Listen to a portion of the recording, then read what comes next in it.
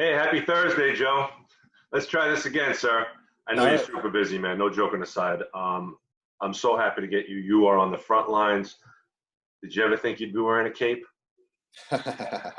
Well, I'm a workaholic, so this is good. I feed off of this, and then that's why we're able to handle it. This is what I do best. So tell us what you do best. Joe from Uh, Sanico, everybody. how you doing? We are disinfecting. We are disinfecting millions of square feet right now. We are turning projects and buildings back to owners so they could get back to work.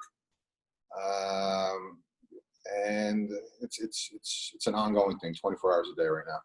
So I know you started out as a janitor and office cleaning organization. I Yes. didn't tell the people that yet. So if you want to just fill us in on what Sanico USA is, when you guys started, how many people you are, just a little background. Okay. Well, we started in my garage, probably 7 years ago. Yeah, we did start with construction sites, cleaning the trailers, the shanties, then doing the final clean for the owners. Then we moved into some healthcare. We moved into office building. And we do the general cleaning and maintenance of these areas on a daily basis. We started with me and a partner. Now, up to this weekend, we're going to be over 200 employees, and we're cleaning a lot. You guys just hired a bunch of guys, right? Yeah. So their work is just ramping up every single day. I mean, it's just trying to manage all of it. It's his job in itself.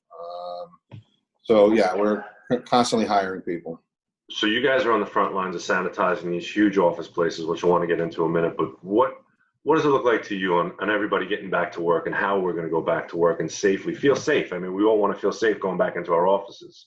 Well, that's the main key, and I don't think it's hit the people or the employers yet what's going to happen.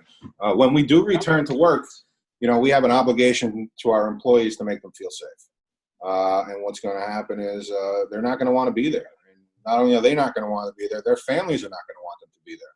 So, we have an obligation to provide them with the right PPE, a clean office, an office that's being maintained for their safety, so that, this doesn't continue to spread. And whether it's, COVID-19 or the flu, I mean, I think this is going to be something that we're looking at differently moving forward. So there's going to have to be measures in place for people to feel comfortable so that they work productively.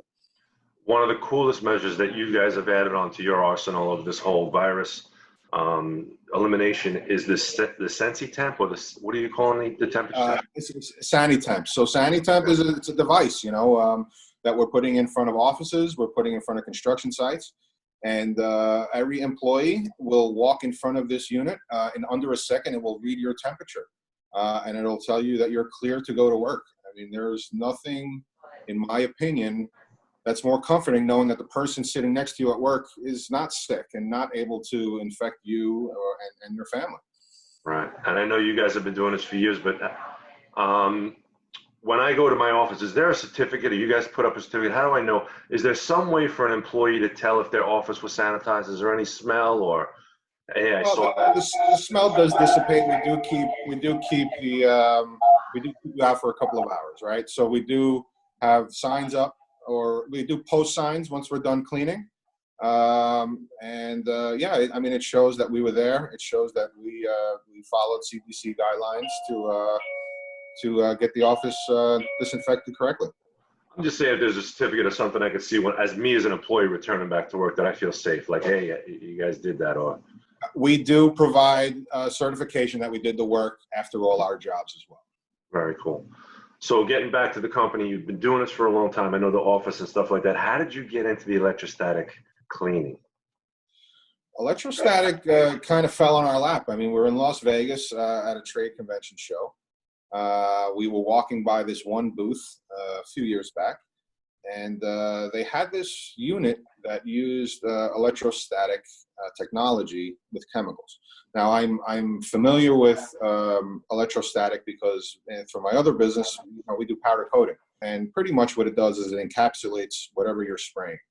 It doesn't just land on top of it. And then for this company, to take this technology and use it with chemicals, it was a no-brainer.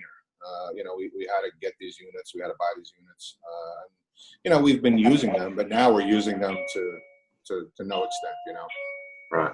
And what I see a lot of people offering steam cleaning. I see electrostatic. Can you just brief us on what the difference is and why we should lean more towards one than the other?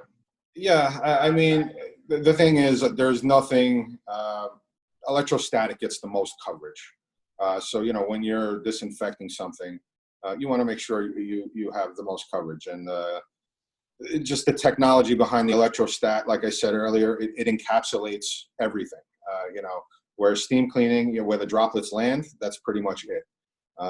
So there is a more, it's covered more through electrostatic. And what about the speed? Is it the same time to do both, or?